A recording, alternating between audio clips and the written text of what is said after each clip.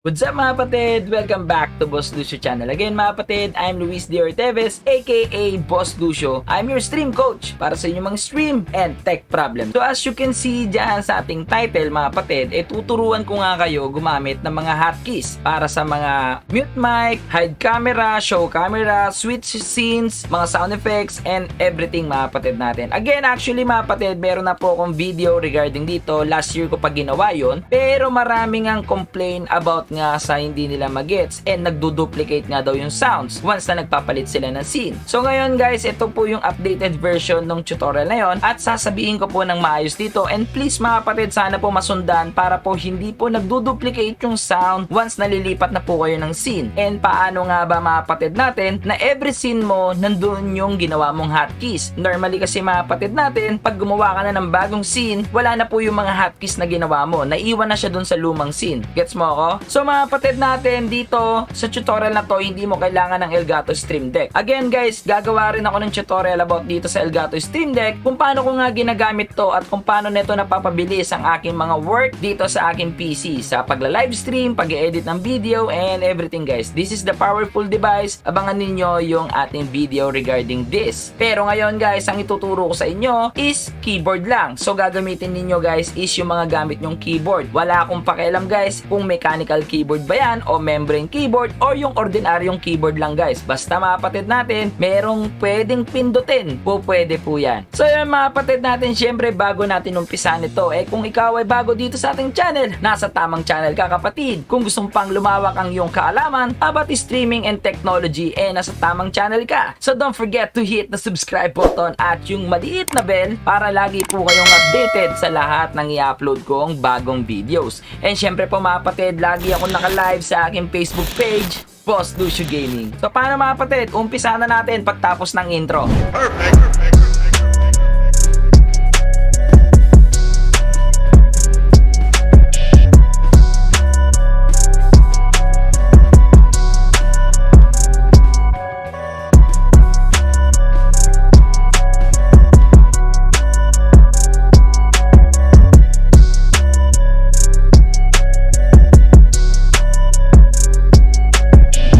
Mga kapatid natin, sobrang thank you po sa lahat. Again, I'm so happy pa rin na naka 30k subscriber na tayo. At again mga kapatid, I have 192k followers on my Facebook page. And syempre mga kapatid natin, ito po yung pinakamabilis talaga guys. My TikTok account mga kapatid natin, it's 15,000 na po kaagad. Not bad guys for 1 month na pagti-TikTok natin, 15,000 na. Sobrang thank you po sa mga suporta ninyo, sa lahat mga nag-follow guys. And syempre mga kapatid, road to 2,000 followers pa rin po yung ating Instagram account. Sa lahat ng mga social media kong yan mga kapatid, nandyan po sa description box kung gusto nyo po akong i-follow. So yun nga mga kapatid natin, ano nga ba ang mga hotkeys? Ang mga hotkeys po mga kapatid, ito nga yung mga simpleng pipindutin mo na lang yung mga keys or yung macro keys na meron ka, and then mapupunta ka na doon sa nilagay mong settings para doon. Or kung may sound effects ka, tutugtog na siya once na pindutin mo yun. Mas pinapabilis nito ang lahat ng ating trabaho, lalo na tayo ay mga live streamer. Guys, alam naman natin, once na streamer ka, talagang multitasking ang kailangan mong gawin. Naglalaro ka, nag-i-interact ka sa tao, guys, and then syempre, hindi mo dapat kalimutan yung mismong live stream mo or yung production mo, guys. Paano ba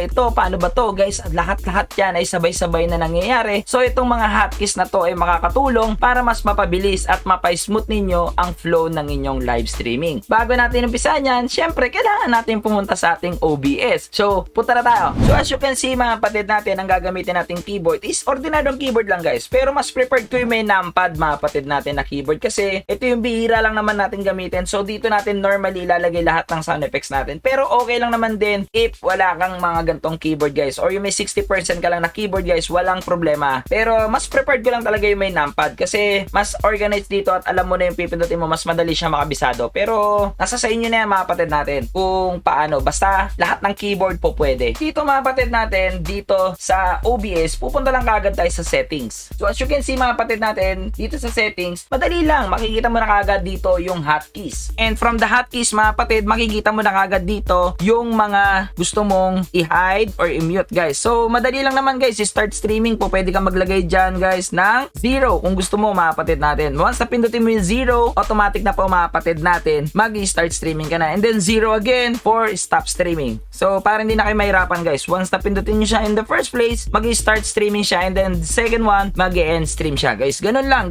siya kadaling i-apply. So paano nga ba ginagawa guys yung nag-hide yung camera ko? Example mga kapatid natin, especially sa mga nanonood ng live stream ko, alam nyo naman gumagamit ako ng vape, and bawal talaga mag-vape during the live stream. Syempre nasa camera tayo para wag ma-impluwensyahan yung mga batang nanonood sa atin. So paano nga ba ako nagbe-vape? At ang dami na nga nagtatanong, ba't ko nga daw napakabilis na hide yung aking camera and nababalik ng ganun din kabilis habang nagbe-vape ako guys. Kesa nga naman hanapin ko pa dito and then click ko yung mata, parang ganyan, and then babalik ko siya guys. So sobrang hirap. Paano nga naman mga kapatid natin kung hindi ko siya gagamitan ng mouse? So napakadali lang yan guys. Hotkey lang po ang katapat niyan. Okay, lagi nyo tatandaan mga kapatid kung ano yung title ng scene nyo. So that's why lagi ko kayong sinasabihan na lagyan nyo or i-rename ninyo yung mga scene or yung mga source nyo para mabilis hanapin. So mga kapatid natin, kita nyo naman dito ang aking mga source. Ito, scene, 3D camera, recording, Valorant lobby, playing scene. So yan mga kapatid natin, may mga pangalan. So madali ko laging mahanap yung mga gusto kong hanapin. So every scene mga kapatid natin, marami kang source. Tama guys, this is your source. Ito. And then lahat ng yan nasa hotkey settings. So punta tayo dito guys sa settings. And then syempre mga kapatid natin, punta tayo sa hotkey. And dito sa hotkey, again, ginagamit natin is the lobby scene 2. Yun po yung gamit kong scene. So puntahan lang natin yung lobby scene 2. Ayan, nakita nyo guys. Ayan na po, lobby scene 2. So lahat ng source nandyan. So hanapin lang natin yung camera ko guys. So my camera is webcam. Yun po yung pangalan niya, webcam. So hanapin lang natin yung webcam dito. So ito mga kapatid natin, nakita ko na yung aking webcam, and makikita niyo dito may show and hide webcam. So mga kapatid natin, pwede kayong maglagay ng hotkey nyo dyan kung ano yung prepared nyo guys at mabilis nyong matatandaan. So ako mga kapatid natin is shift 0, and then yung hide webcam ko is shift 0 also. So ganun lang siya simple, and then click mo lang po yung apply, and then okay. So as you can see mga kapatid natin, ito po yung aking webcam. Ayan ako guys, kita nyo naman yung aking webcam. So pag pinindot ko po yung shift 0 guys, look, shift 0. So nag-hide na siya kagad. Shift 0 again. Ayan na po mga kapatid natin. Bumabalik na po kagad siya. Zip 0. So lagi nyo lang tatandaan kung ano yung mga hotkey yung ginagawa ninyo. So yun lang naman mga kapatid natin. Sobrang bilis lang naman i-explain ito. And then makikita ninyo dito guys, pati screenshot, meron ako dito. And studio mode. And mga kapatid natin, meron ako mga hotkeys para mapabilis yung aking flow or mapaganda yung flow ng aking live streaming. So again mga kapatid natin, nandito po lahat. So ngayon mga kapatid natin, pati yung pag-mute ng aking microphone, nandito rin mga kapatid. As you can see, ito po yung aking mic, and then makikita ninyo dito number sign mga kapatid natin na minus. Ito po yun guys sa aking keyboard. Itong nasa dulo dito. Para mga kapatid natin, mabilis ko lang tandaan, ito po is mute mic. So papalitan ko siya guys para hindi ma-mute yung aking ginagamit na pang recording. So papalitan ko siya guys ng numpad only guys. Numpad. So mute and unmute ko is numpad mga kapatid natin. On off ng numpad. So click apply, okay. And then look at my mic here guys. Look at this. Basta pinindot ko yan, look at the logo guys. Magkakaroon na po kagad ng feedback yung ating microphone. So once na pindutin ko ulit, mag-mute siya guys. Ganun lang po kasimple guys. Ganun lang po kasimple. Ganun lang kadali. So mga kapatid natin, paano nga naman yung sound effects? So napakadali lang yun guys. Pero syempre, umpisa, kailangan ninyong mag-download ng mga sound effects. Madali lang naman mag-download ng mga sound effects mga kapatid. Punta lang kayo dito sa website na to. Mas mabilis dito guys. mp3juices.cc. Pero kung meron kayo mga alam na website kung saan kayo pwede mag-download from the YouTube, nasa sa inyo na yan. Pero ako guys, ito yung recommended ko. Dito napakadali mag-download. So hanap lang muna kayo sa YT ng mga sound effects. Pwede kayo mag-search dito ng laugh sound effects. So, once na meron na kayo makita mga kapatid, katulad po nito, click nyo lang po yan, and then copy the link, and then balik kayo dito sa MP3 Juices, paste this, and then download nyo na. Ayan na, that's it. And then, so may mga kapatid, marami akong sound effects, and then mapapansin ninyo sa mga iba-ibang streamer din, paano nga sila nakakakuha ng mga TikTok music. Madali lang naman yun guys, meron kayong makikitang tutorial about the TikTok, kung paano nga nila nada-download yung exact music from the TikTok. So, hindi ko na siya tuturo dito mga kapatid. So marami yan sa YouTube, search nyo lang po how to download TikTok Music. So pag meron na kayo nun guys, parang magiging ganito yon, magiging MP3 file yon. So guys, madali lang po yan, and then insert natin siya sa ating OBS. Balik tayo dito sa OBS. So first, punta kayo sa inyong source tab, add po tayo ng media source. From the media source, siyempre lagay tayo ng file name natin. So ako guys, ang lalagay ko is suspense. And then click OK, mga kapatid natin. Again, don't check the loop. Wag na wag nyo pong i-check yung loop. Okay? Dahil pag chinek nyo po yan, magiging paulit-ulit yung tugtog. So off nyo yung loop mga kapatid, and then browse, and then hanapin natin kung anong sound effects yun. So ito ako guys, ito, and then okay. So as you can see mga kapatid, nandito na po yung sound effects natin na suspense. So ayan mga kapatid, makikita ninyo. So hindi nyo siya naririnig kasi mga kapatid, naka-monitor output off siya. So madali lang yan guys, punta lang kayo again sa advanced properties, and then hanapin nyo po yung suspense, and then nakita nyo po naka-monitor off to. Palitan nyo lang po ito ng monitor and output kung gusto nyo po siyang marinig. Okay, kung ayaw nyo siya marinig guys, stay on monitor off. Pero sa live stream mga kapatid natin, maririnig yan. Pero kayo, hindi nyo maririnig. Yun lang naman kayo naibaan nun. Pero mas maganda na guys, naririnig nyo para feel nyo rin guys yung sound effect. So monitor and output natin, and then medyo malakas yan mga kapatid, hinaan lang natin. So ngayon, paano siya gagana? Madali lang yan guys. Again, balik tayo sa settings, and then punta tayo dito sa hotkeys, and then puntahan po natin yung title nun. Hanapin nyo po guys, medyo mahirap lang hanapin. Again mga kapatid, ito po yung mga title yung nasa gilid. Ayan po. So suspense po yung pangalan nun mga kapatid natin. Suspense SFX. So ito siya mga kapatid natin, suspense. And then dito nyo po ilalagay yung hotkey ninyo. So ilalagay nyo po siya sa restart para mag-play siya once na pipindutin na natin yung button na yon. So pindutin po natin is Shift 1. Okay, yan po yung control na gusto ko mga kapatid. If meron kayong numpad, pindutin nyo lang po yung number 1. Mas mabilis yun. So mga kapatid natin, click apply, and then okay. So guys, pakinggan nyo mabuti. Pipindutin ko na po yung Shift 1. Isa pa po mga kapatid, pindutin ko ulit yung Shift 1. So as you can see mga kapatid, once na pinindot ko yung Shift 1, nagsa-sound effects na po tayo.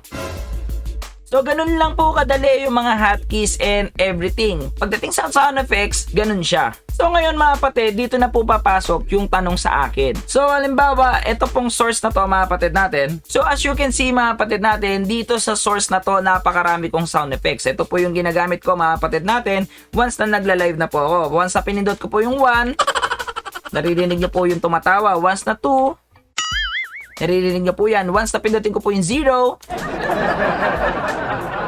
So guys, ayan 'di ba mga kapatid natin, clear naman na naririnig nyo. So ito po yung nangyayari sa mga beginner na hindi po alam to. So ngayon, gagawa kayo ng scene ninyo na maglalaro na kayo. Again mga kapatid, this is my lobby scene. If wala ko yung ginagawa or nagpi-pickings kayo habang syempre nakaka-board nga naman panoorin yung picking. So ito, highlights po yung pinapakita ko. So may different scene ako mga kapatid natin. So ang technique lang dyan mga kapatid natin, from your scene, duplicate nyo po yan mga kapatid.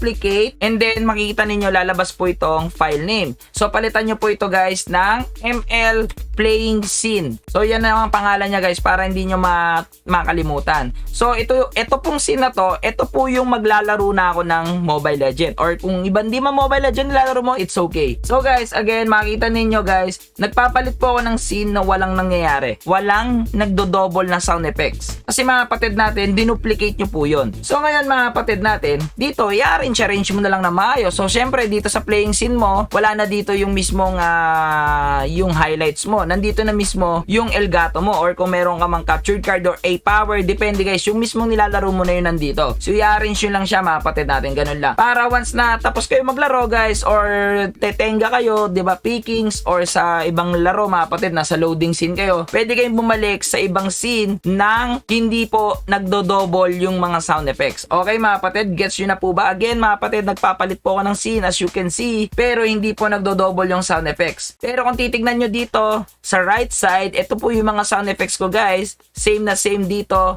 sa isang scene, pero hindi po nagdo-double. Diba mga kapatid? Nagpapalit po ako ng scene, pero hindi umuulit yung mga sound effects. So sana mga kapatid nakatulong yon. So mga kapatid, last na pong tutorial is about the switching scene. Ang hirap nga naman, boss, ang dami kong scene. Mamaya mali yung mapindot ko, 'di ba? Iba yung makikita ng viewers, baka mamaya meron kayong tinatago, yun yung makita nila. So ngayon guys, tandaan nyo po yung dalawa yung scene. Again mga kapatid natin, ito pong isa nating scene is playing scene. Yung isa naman po is ML playing scene. So ngayon balik tayo sa settings, punta po sa hotkey, syempre mga kapatid, laging sa hotkey yan. And then dito na po ulit maglalagay tayo ng hotkey. So again mga kapatid, hanapin natin dito yung playing scene. ML playing scene mga kapatid, switch scene. So guys, ito nga mga kapatid natin, gusto ko once na maglalaro na ako ng ML, pipindutin ko lang po is F1. So ngayon, hanapin naman natin yung isang scene, the playing scene 2. So ngayon, gusto ko dito mga kapatid, pag loading area ako or picking area mga kapatid natin is F2. So click apply mga kapatid natin and then okay. As you can see mga kapatid, hindi ko na po hawakan yung mouse ko. Pipindutin ko lang po yung F2, mapupunta na po ako sa playing scene. As you can see mga kapatid, ganun lang po kadali at kasimple. So ngayon mga kapatid, kunyari tapos na pickings, eto na, bakbakan na, pindot ako ng F2.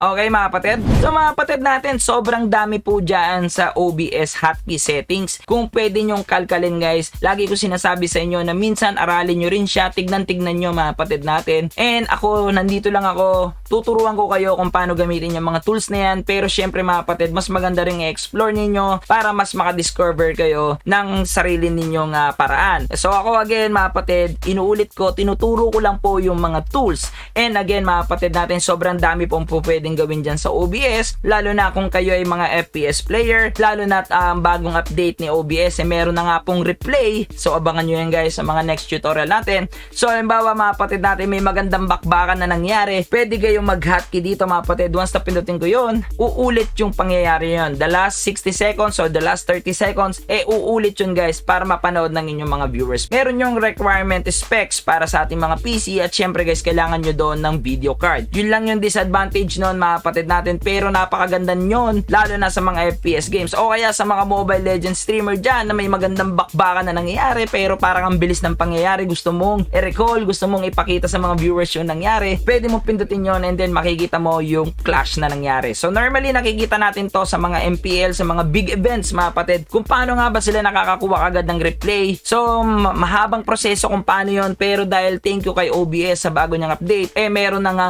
ganon mga kapatid natin, the replay plugin. So abangan ninyo yan sa mga next tutorial ko guys, the replay plugins. Good na good yun guys, maski ako gusto kong gamitin yon, pero mga kapatid natin sobrang matrabaho siya, so kailangan nyo siyang ayusan or laanan ng oras para ayusin sa inyong mga scene. So yun lang naman mga kapatid natin, I hope nakatulong po ito. Again, sana sa mga problema about the hotkeys and mga kapatid natin, umuulit-ulit daw yung kanilang mga sound effects once nalilipat sila ng scene mga kapatid, yun, sana nasagot ko na. Again guys, duplicate lang po ang katapat nun. So sana mga kapatid natin na malaking tulong ito para mas mapaganda ninyo ang flow ng inyong live streaming. And syempre mga kapatid natin, again, nandito lang ako para turuan kayo at mapabilis ang inyong mga pag-stream. Again mga kapatid natin, hanggang dito na lang po ito. Kung hindi pa po kayo satisfied sa aking mga sinabi or kung ako ay nagkulang, huwag kayo mag-hesitate mag-comment sa baba mga kapatid natin. Babasahin ni Boss Lucio yan at pupusuan. And syempre mga kapatid natin, hindi po ito mag-grow kung hindi kayo naniniwala sa akin, at sa mga hindi pa nakasubscribe sa aking channel, alam mo na yung dapat mong gawin.